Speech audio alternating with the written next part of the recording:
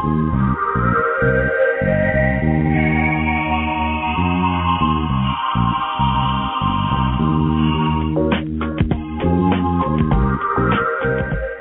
to Just Energy Radio with your host, naturopath and medical intuitive, Dr. Rita Louise.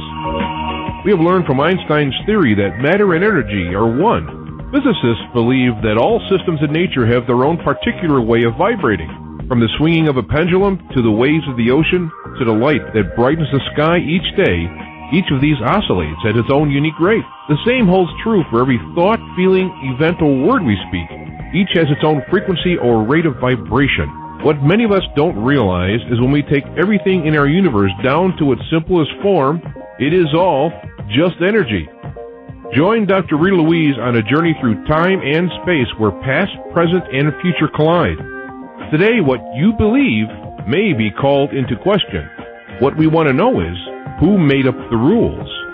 Be brave and step outside the box. We are about to turn our world upside down and venture into the unknown. Hold on.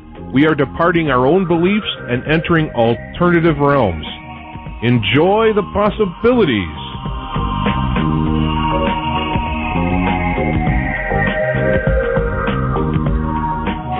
Hello and welcome to Just Energy Radio. I'm your host, Dr. Rita Louise, and thank you all for tuning into the show today. Today we have quite a diverse mix of guests coming on. In the first hour, we're going to be speaking to Curtis Davis about magic and the occult. And in the second hour, we're going to be speaking with Ed Lorimer about love, actually about the science and the path of true love. Kind of an interesting blend of topics today.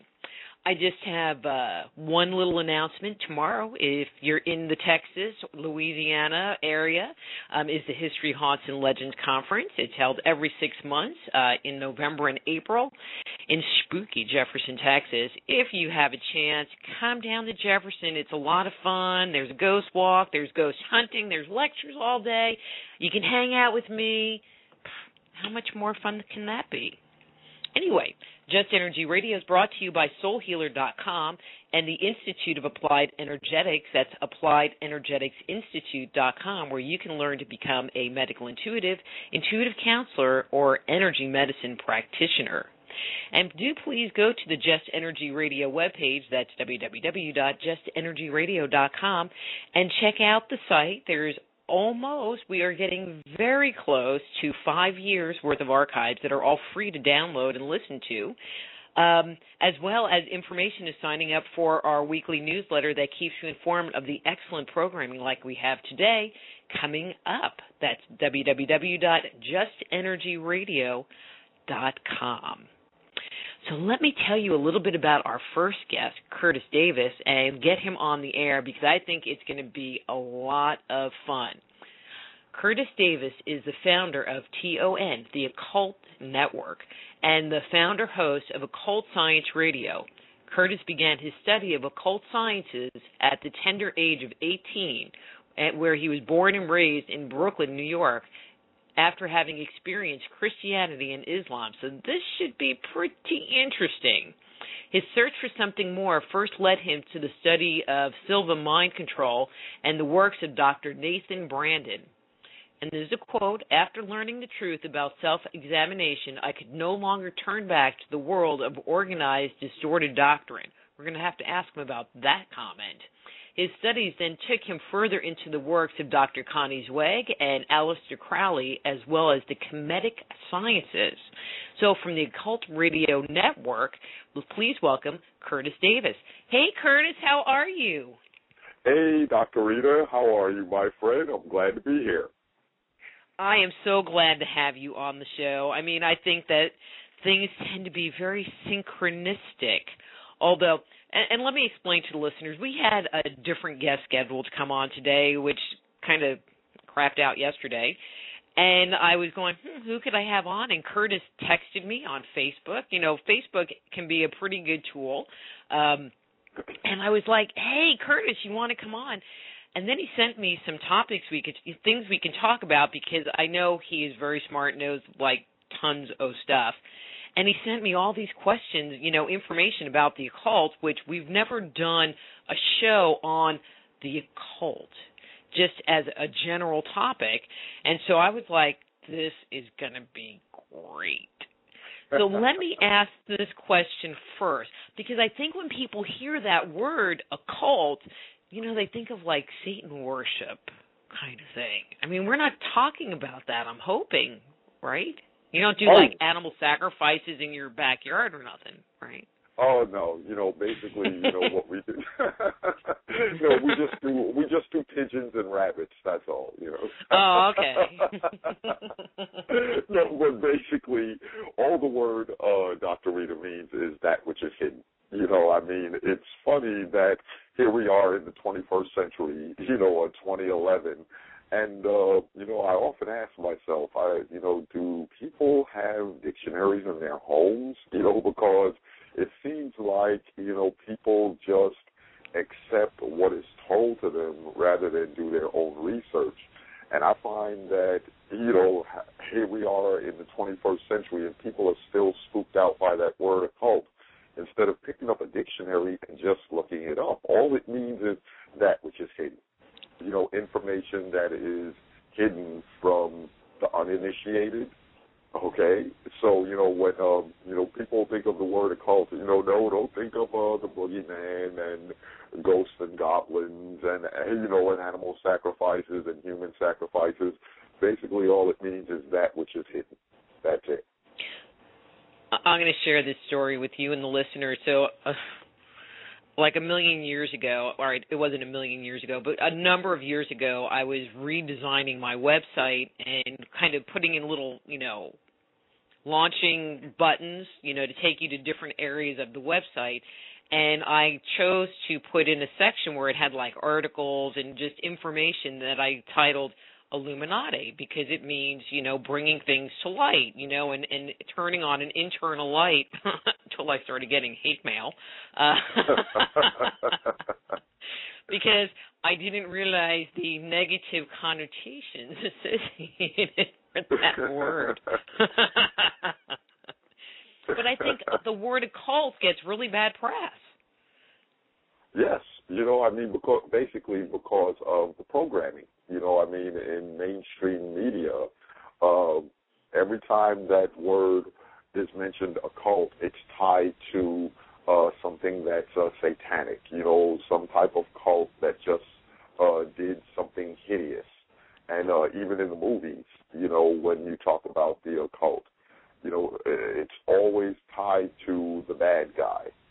And all it is another form of programming, Dr. Rita, something to drive people away from the study of the occult and to drive them towards what I call organized distorted doctrine, what's commonly known as religion, another word that's taken out of context, I might add. We'll get to that later. Mm-hmm. But, so that's when, because many people out there, unfortunately, are lazy mentally, rather than go do their own research. They rather just accept what is told to them, and that's how that got ingrained into the psyche of the public. So now when they hear the word occult, they basically just go and hide under their beds, and people just don't like to do their own research, unfortunately. And I deal with it every day. And when I advise people to go look up the word occult, and they go look it up, they often come back to me and go, oh, that's what it means. And so I'm like, see, it doesn't mean human sacrifice and, invoking demons and Satan and, and animal and human sacrifices. No, it just means, studying that which is hidden. Man, and I thought we were going to talk about human sacrifice today. No, not today. We'll do that on the next show. Okay. But what kinds of things, when someone is interested in the occult, what kinds of things kind of fall? Are you still there? Oh, I think you've lost me. Curtis? Oh, yes, I'm here. We're back. See, now, that's the occult right there.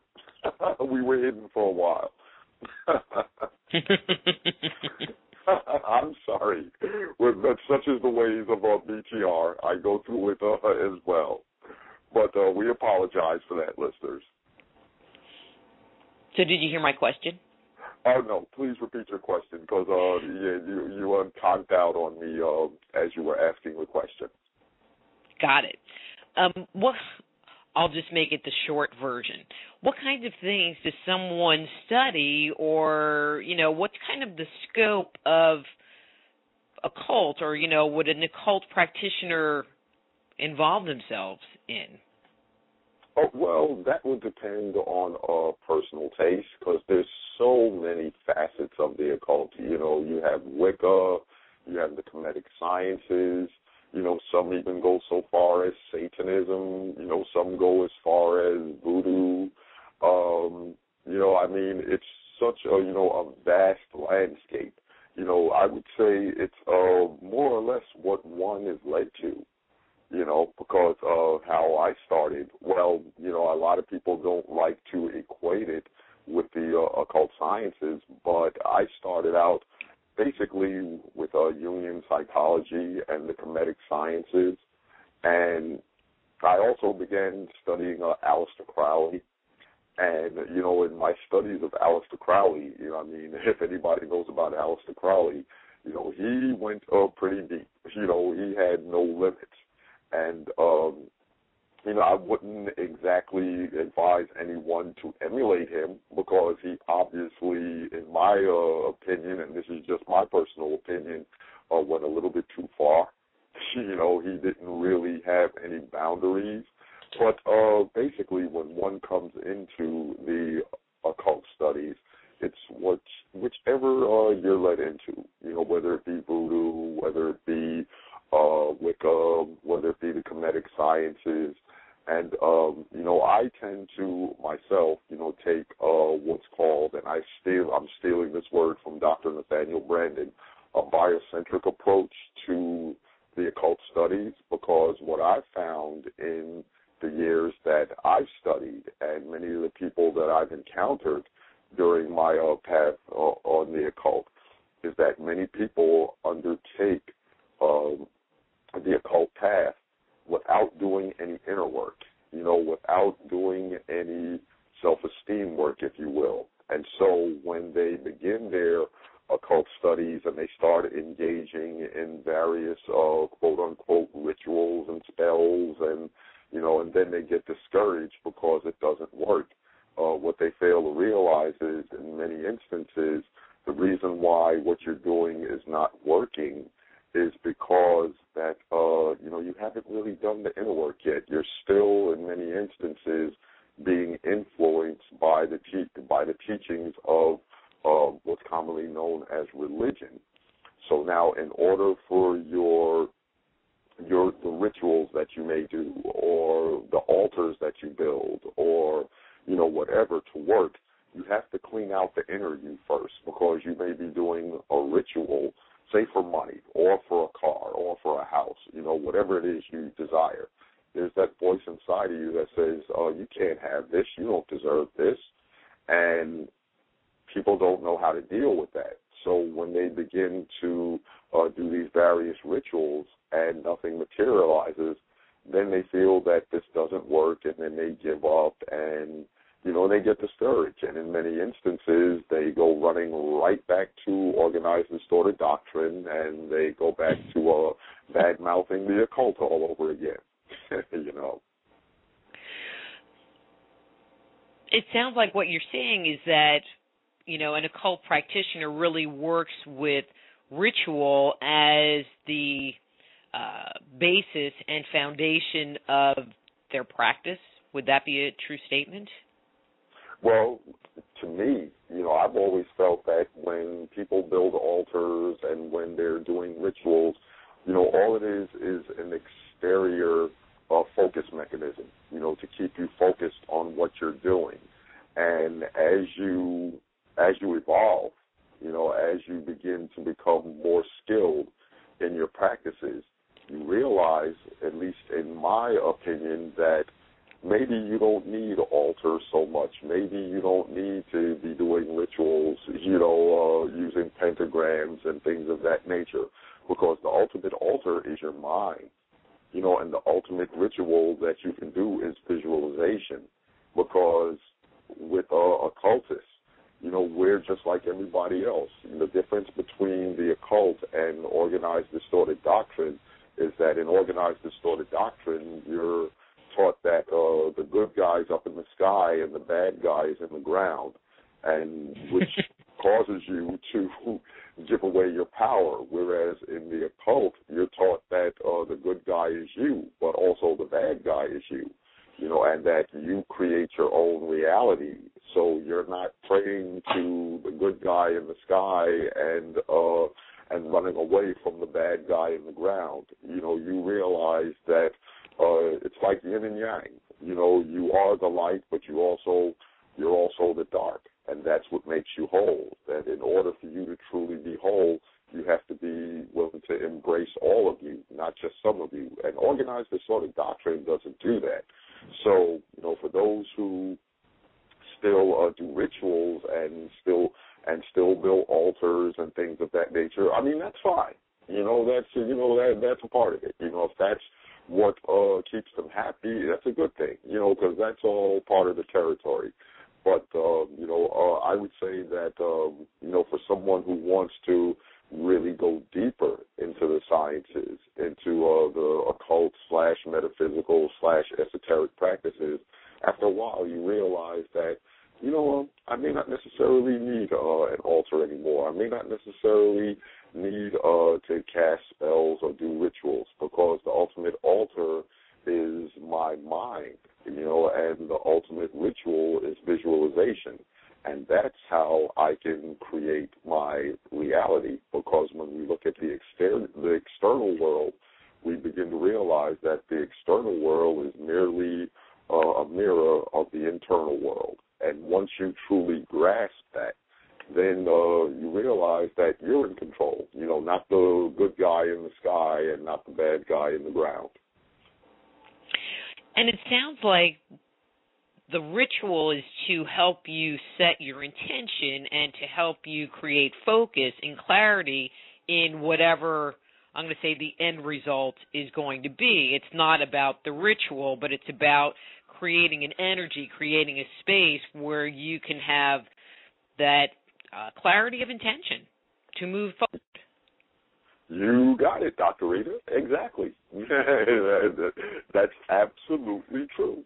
And many people feel that they need that. They feel that they need the altars and the pentagrams and the Baphomets, and the rituals, and that's fine. That works for them. I mean, I've seen instances where people have worked wonders doing those things, but I've also seen instances where occultists, they don't have any altars at all, and they don't do any rituals at all. They basically just meditate and visualize in great detail their objective. And both ways, from what I've seen and from my personal experience, because I've done both, both ways work. So it's a personal preference.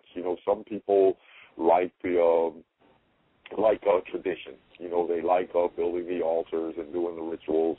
And then you have others that just sit in meditation and close their eyes and breathe deeply and visualize their objective. And both camps get results. It depends upon the interior worlds of both practitioners. So there's no hard and fast rules here. Either way is effective. It depends upon the individual. Well, I might get a little hate mail about this comment. I'm an energy girl, so I don't do ritual. I just kind of move things around and manipulate it and meditate and try to create a clear space. And, that's kind of my world. I'm not a ritual girl at all. But the words that you're saying sound very similar to proponents of the law of attraction. You know, if you put out the intention of this is what you want, then that's what you can get back to yourself. You know, but people don't realize that you have to be clear to get what you want. But then I was thinking, I'm a little long-winded here, you know, even in the law of attraction, they tell you to make a vision board, you know, or to do these things, but it's almost kind of sounding like they're creating a different kind of ritual, or that might even be a ritual that you've used, you know, or taught people to use in order to create what they want to have in their lives. That's absolutely true. You know, that too can be a form of what one would classify as a ritual, a vision board. You know, I mean, when I first came across that method many, many years ago, it was called treasure mapping. And, yeah, you know, and but I've used treasure mapping, which is now called vision boards, on many occasions, and it's been very effective for me. And, you know, as I began to study, and, you know, because when people talk about the occult, you know, it's usually a traditionalist, you know. But I came across some information several years ago, and it was talking about sigil magic and chaos magic. And I found it, you know, I was very intrigued by the name, so I began to study the works of Austin Osman Spare. And when I began to study what chaos magic was, what sigil magic was, it really changed me, because it took me out of traditional occult practices.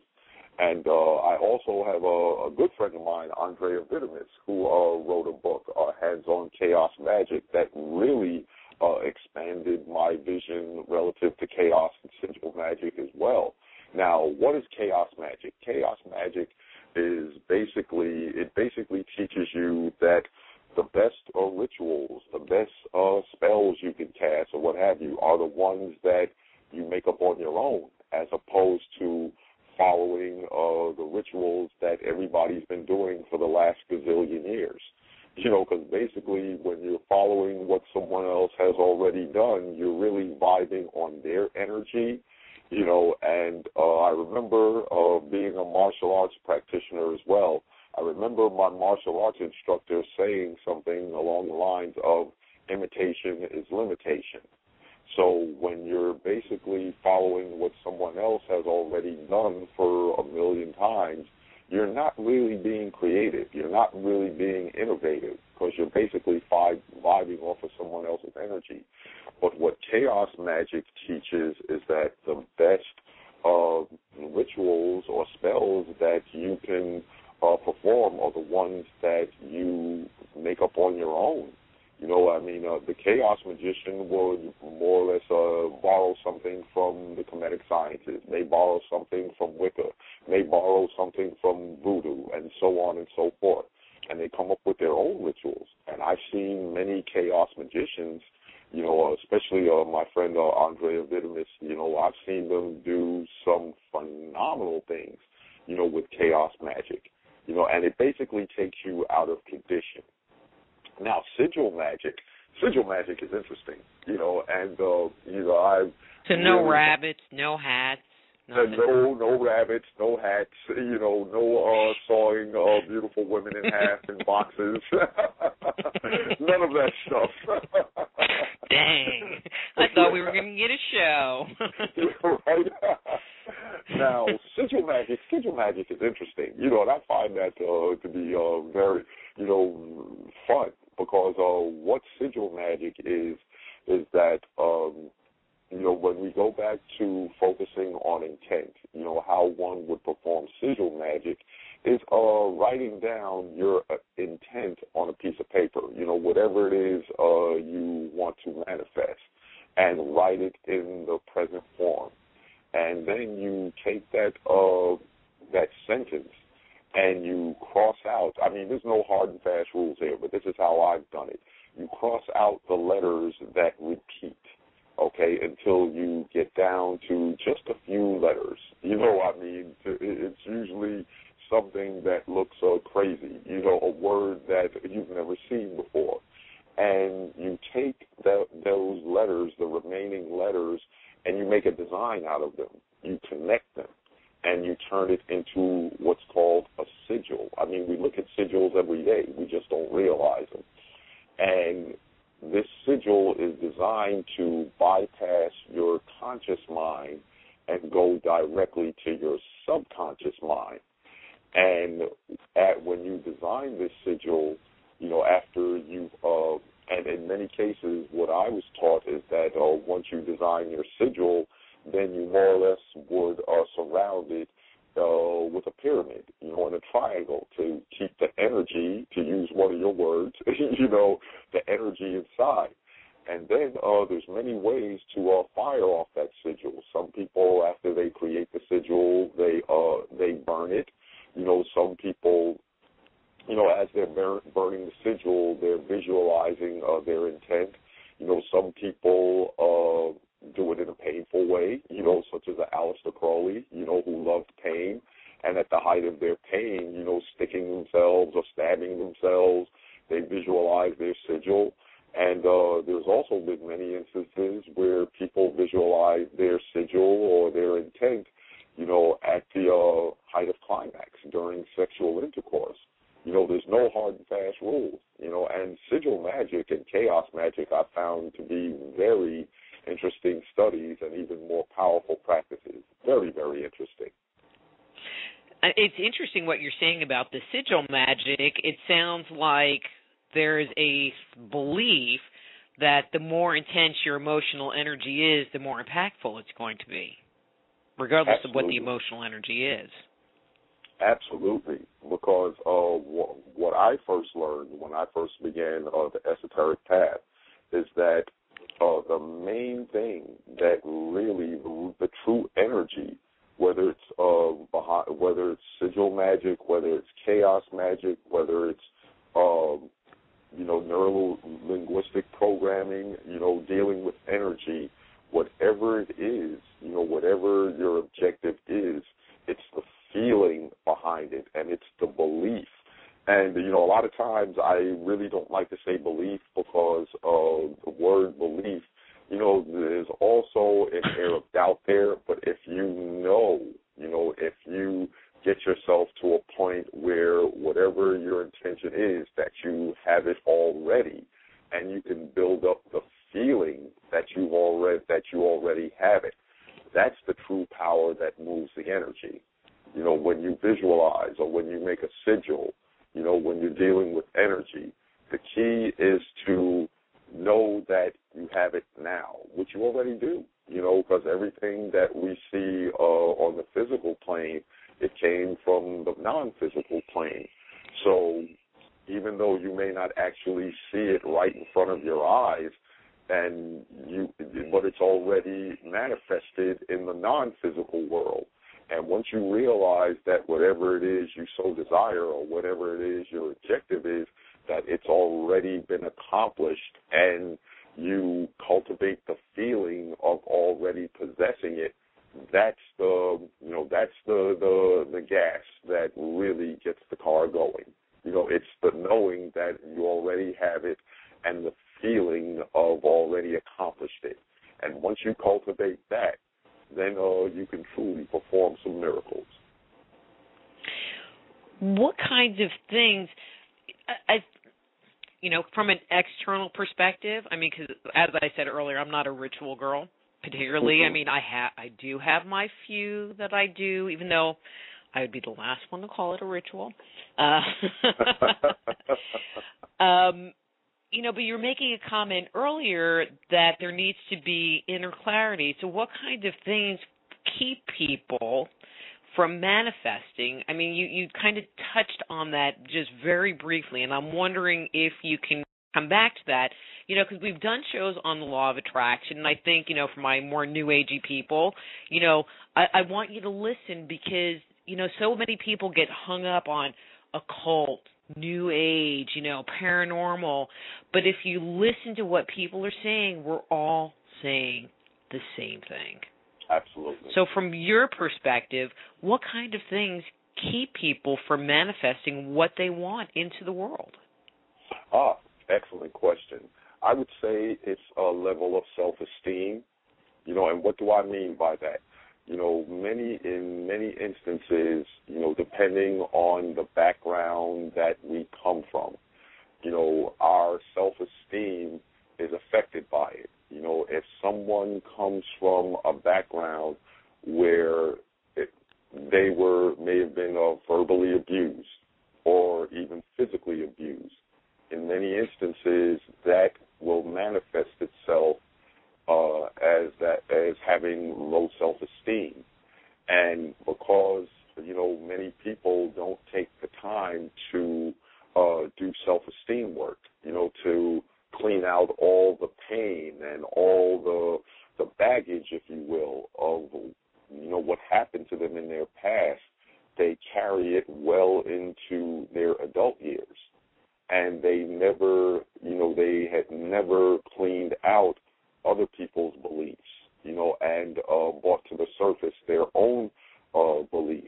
In many instances, and I was guilty of it at one time as adults, many of us don't really stop to really examine who we are. We take what our parents have taught us and we accept those beliefs as our own. And in order to truly evolve, you have to be willing to unlearn what you've learned. And for many people who've come out of situations where there was verbal abuse, where there was physical abuse, and it manifested in them as low self-esteem, in many instances, they never really took the time to address that. So now they carry that into their adult years, and many times they believe that, I'm out of the house now, I'm not around the family anymore, I'm not in high school anymore, where the bully is picking on me every day and taking my lunch money and beating me up in front of the girls, but that left psychological scars on you that have yet to be addressed. So now what happens is that when they may decide one day to decide to go into New Age spirituality, or start studying the law of attraction, or start studying the cult. Well, it's all occult anyway. But when they begin these practices, they're still being affected by their past. So now they may be practicing the occult or the esoteric or the metaphysics on the exterior, but not realizing that they're still being hindered in their practices by all the baggage that's still in their interior. So now what you see in many instances is that people just play acting. They just play at the metaphysics, but they're still haunted by the same things that's haunting the average person out here, and it makes them no different. And that's why a lot of people turn away from the occult or the esoteric or the metaphysical, because they look at many of the practitioners and they say, well, you're no different than I am. From being around you, you're just as screwed up mentally and physically as I am. So why should I step away from the church or step away from the mosque and practice what you're practicing? So I would say, so what I would say, the way I do it, I take a biocentric approach to the occult. Deal with the inner you first, before you get into other things. You have to deal with your self-esteem. You have to deal with as Debbie Ford has popularized it, but she's just taking the teachings of Dr. Connie Zweig and Jeremiah Abrams and commercialized it and made a lot of money from it.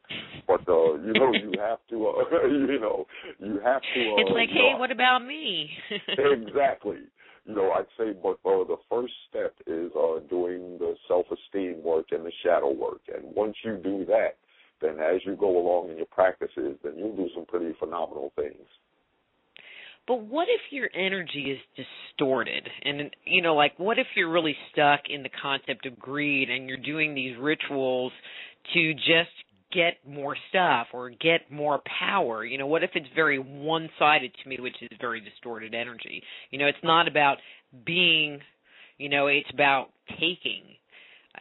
Are these things still going to work, or do you find that they backfire on you? What happens if you're coming from that very, you know, not healthy place?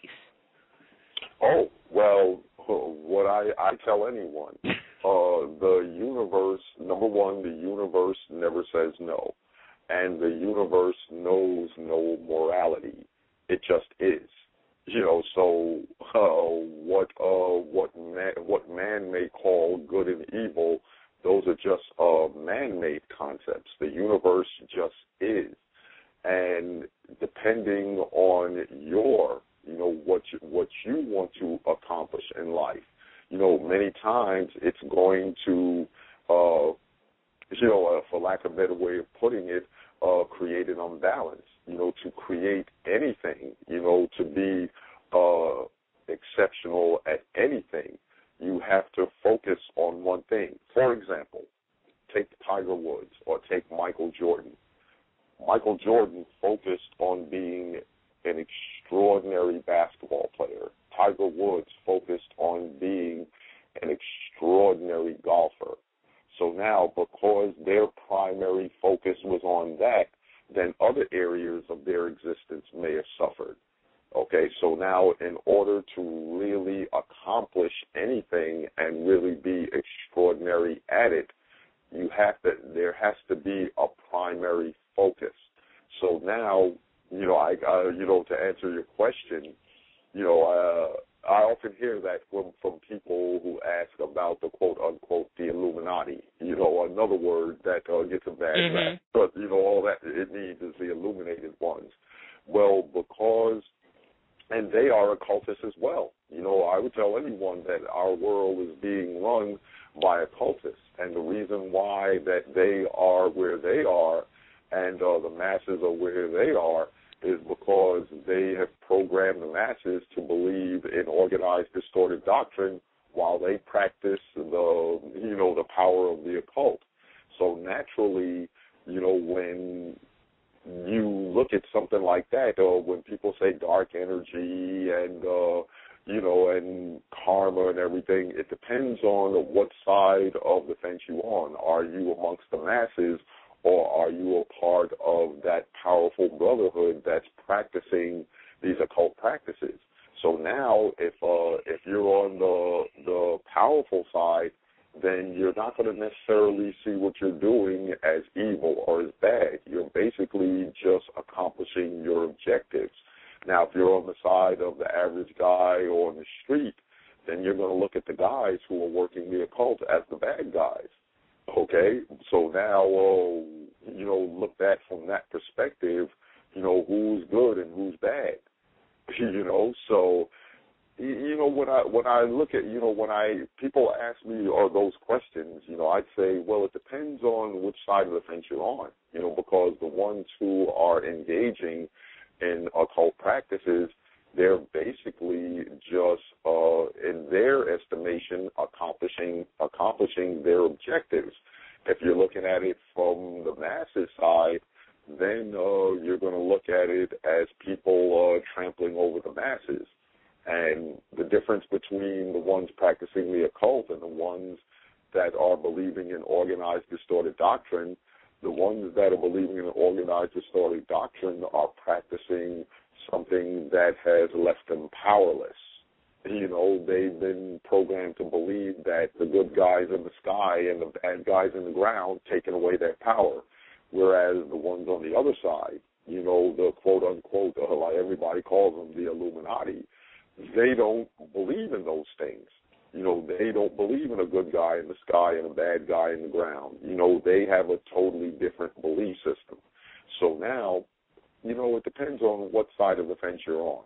You know, are you on the side that is believing in an ideology that leaves you powerless, or are you on the side of believing in an ideology that makes you powerful?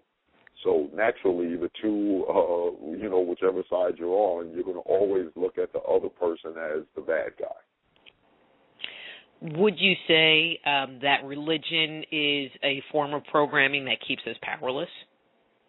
Oh, yes. Well, that word religion, like I said, that it's used out of context. Or mainstream religion. How's that? Yes, because all the word, the Latin word, religare, it just means to retie. Oh, yes, religion as it's been taught to us, for many, many years, absolutely, it leaves us powerless. It takes away our power because we are taught to look at forces outside of ourselves. We're taught to, anytime we have a problem or anytime we want something, turn it over to the good guy in the sky. And it also teaches you to stay away from that bad guy in the ground. So either way, you're giving away your power as opposed to those that practice the occult / metaphysics / esoteric.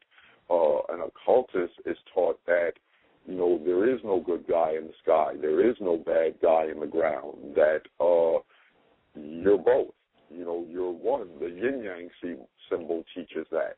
The lightness and the darkness. It's within us. We're also angels, but we're also demons. We're good guys, but we're also bad guys. Everybody within themselves has the potential to be a good guy, but you also have the potential to be a bad guy.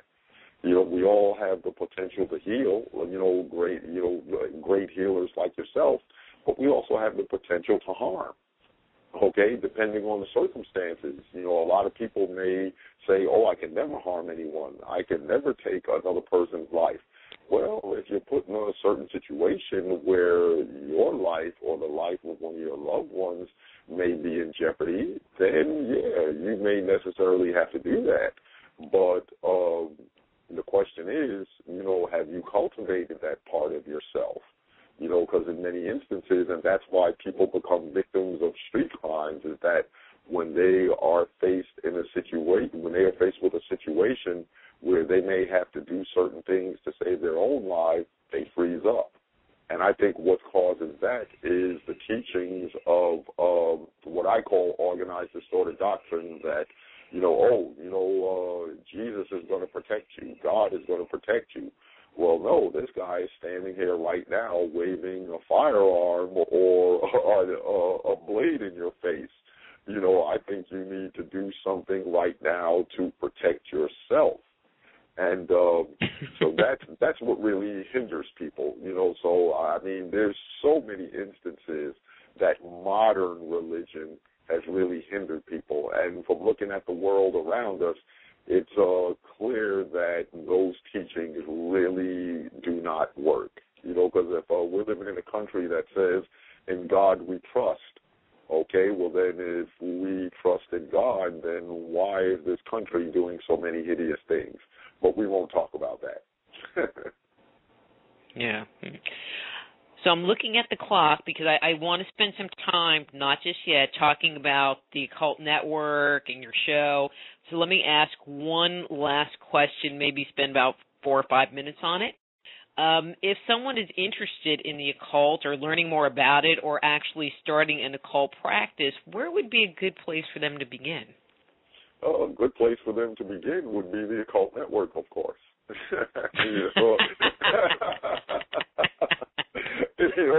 That's www.theoccultnetwork.com.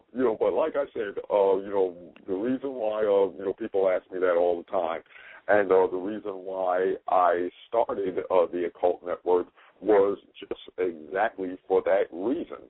Because even to this day, I get asked that question every day. Curtis, where can I really begin to, look for information on the occult? And I always say the Occult Network, not blowing my own horn, but the Occult Network.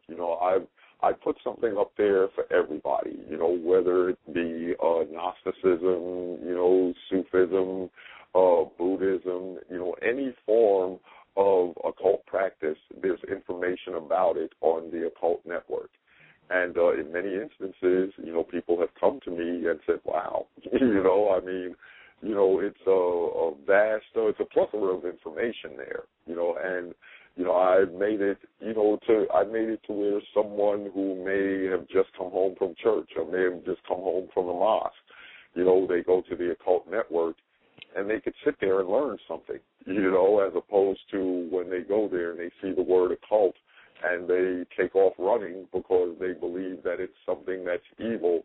No, I've fashioned the Occult Network as something that, there's something there for everybody. It'll take you from novice to intermediate to advanced, and that's why we have a free membership and we also have a premium membership. We leave the stuff for the beginners and the intermediates in the free section, and we save the advanced stuff for our premium section.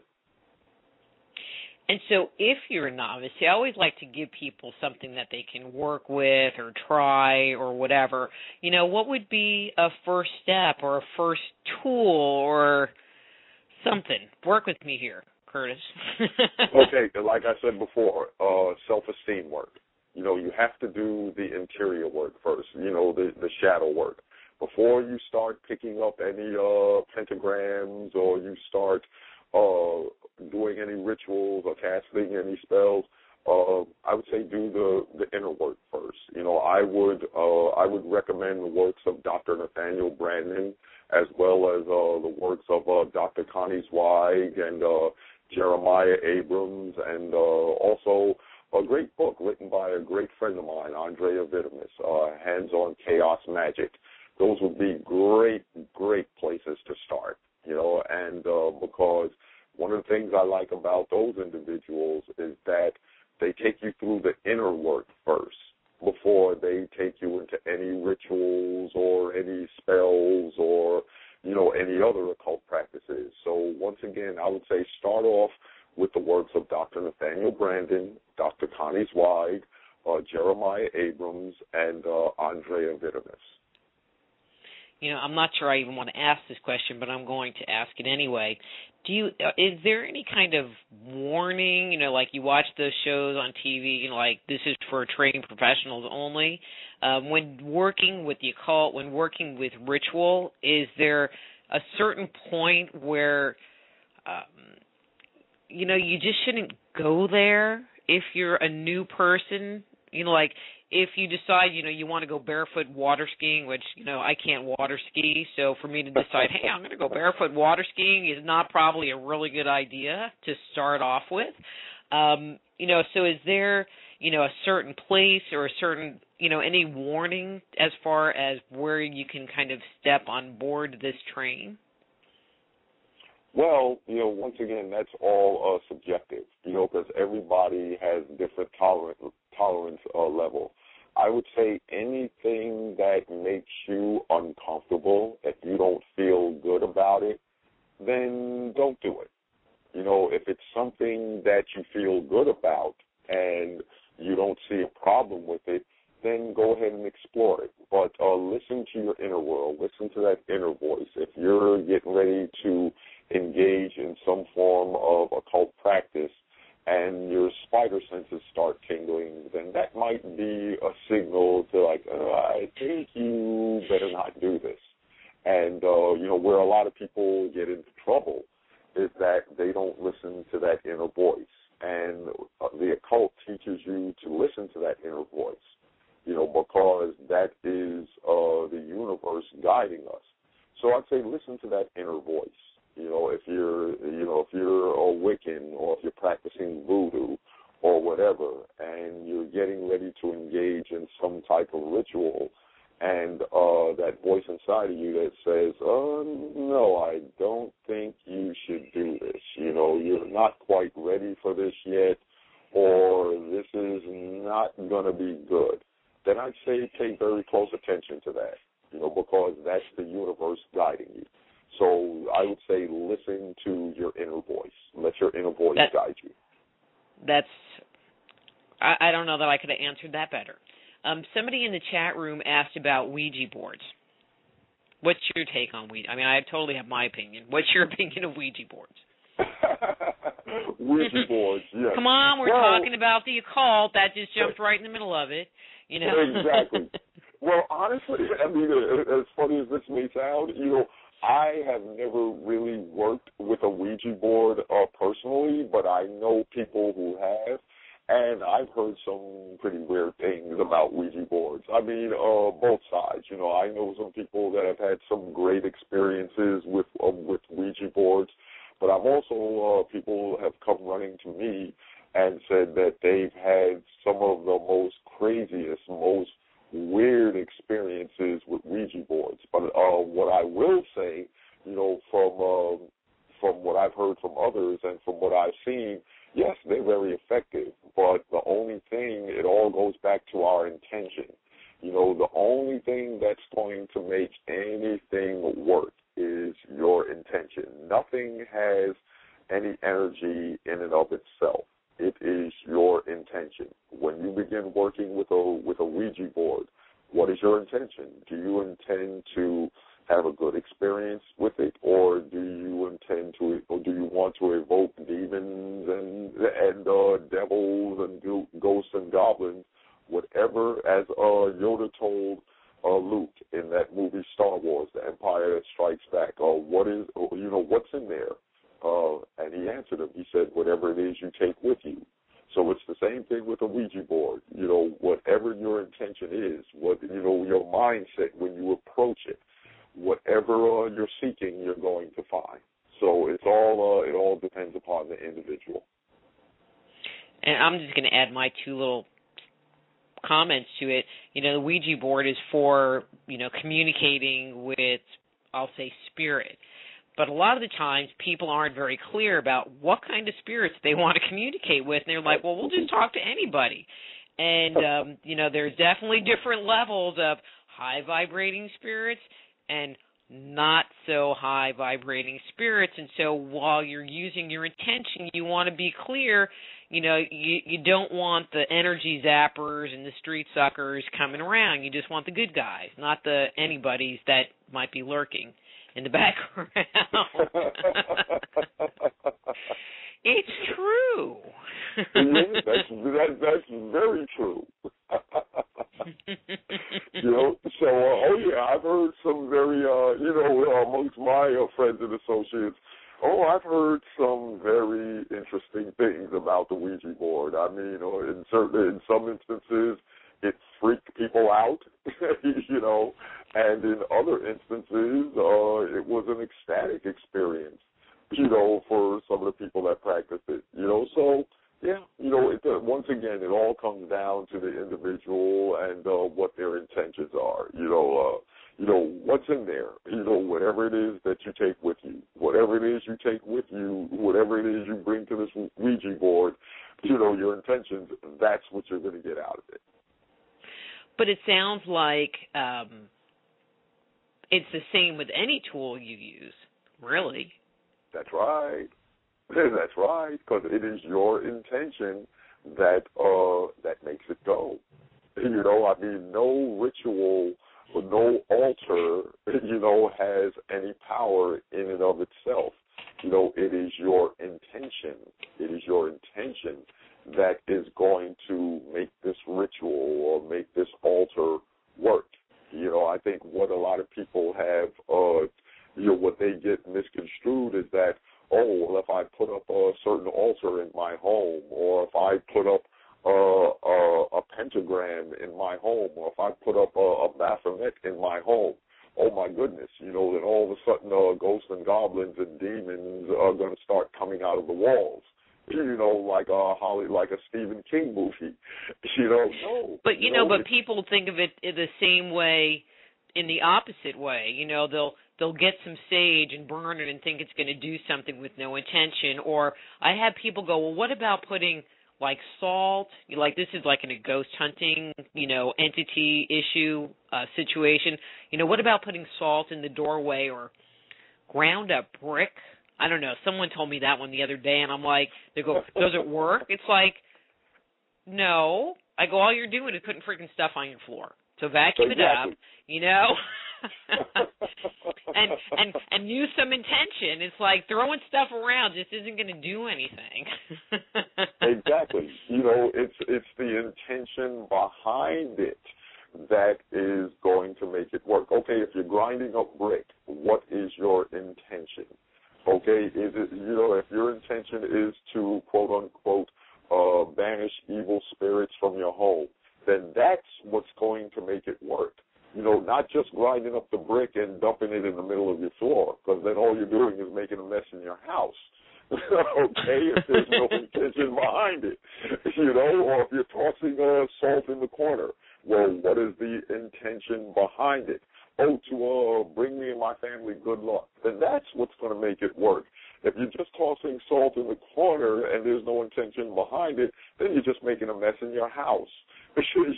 So it's yeah, we can go on and on about that one. Yes, we can go on. So, it all comes down to what are your intentions, because that is what's going to make it go. Not just grinding up the brick and not just tossing salt in the corner. It's your intention. Okay, we have a little, I'm going to say 3 minutes left. You also have a radio show on Blog Talk. So what's that about, and how can people listen to you or get more information, et cetera, et cetera? Oh, yes. Well, the name of my show here on Blog Talk Radio, which I've had you on a guest on as a guest a couple of times. I love having you on as a guest. The name of it is Occult Science Radio, and you could find it right here on Blog Talk Radio, blogtalkradio.com /illuminated-1. And we have such luminaries on there as Dr. Rita Louise, John Anthony, that would be me. Robert Revolve, and so on and so forth. A great show, and believe me, I learned a lot on how to do a great radio show from, listening to people like Dr. Rita Louise and my good friend Sonia Barrett. So yes, you can find Occult Science Radio right here on Blog Talk Radio as well. Is it on a particular day, or how would people find out, when your shows are going to be coming on, or that kind of thing? Oh, you can find that out by keeping up with me on Facebook, Curtis Illuminated 1 Davis, and keeping up with the Occult Network on Facebook as well. But I've always kept Occult Science Radio flexible. We don't have any real set days and times. We tend to book according to guest availability. So right now, I'm really going to take the radio show towards that, where we have set days and times. But thus far, we don't. We don't have any real set days and times. We have some great events. You just go with the flow. Exactly. You just go with the flow. But if somebody wants to, they could always go to the Blog Talk page and look through the archives, because obviously they're there forever. Exactly. So yeah, just look for Occult Science Radio on Blog Talk Radio. Come visit us, and you could check out our upcoming shows as well as look at our archives. And we have a pretty great show over there. We have some great events coming up, and as one last plug, we have, as I was telling you yesterday, we have a cruise coming up in December 2012, the Ton 2012 cruise, coming up December, from December 3rd to December 8th. It's going to be a great cruise. We're going to have Dr. Mitchell Gibson, Wayne Chandler, and priest Sanku Kepper from the Temple of Anu. It's going to be great. For people who want to find out more about it, just check out the events link on the occultnetwork.com. But, we're going to be announcing it on upcoming radio shows, and, we've got some great things coming up. So anyone who wants to find Occult Science Radio, we're right here on Blog Talk Radio as well. And links to the Occult Network and your Blog Talk show are also posted on the Just Energy Radio website on your own little individual page. Oh, like thank that. you. I appreciate that. So anyone listening, if you can't quite get the whole thing, just go to Just Energy Radio, check out the archive, click on Curtis's little page, and you'll have links right to his stuff. So, Curtis, our time is up. The music's going to come up here in a second. It was way too short. Oh, way too short. We have to have you back on. You're fun. It's fun being on the other side of the table with you. I finally arrived now. I finally made it to Just Energy Radio. I'm officially a star now. That's right. All right, Curtis, we got to go. I will talk to you again soon, okay? Bye-bye, my friend. It was a pleasure. Bye. That's Curtis Davis, his webpage, theoccultnetwork.com, and we'll be right back. Just Energy Radio with your host, Dr. Rita Louise, will return right after these messages.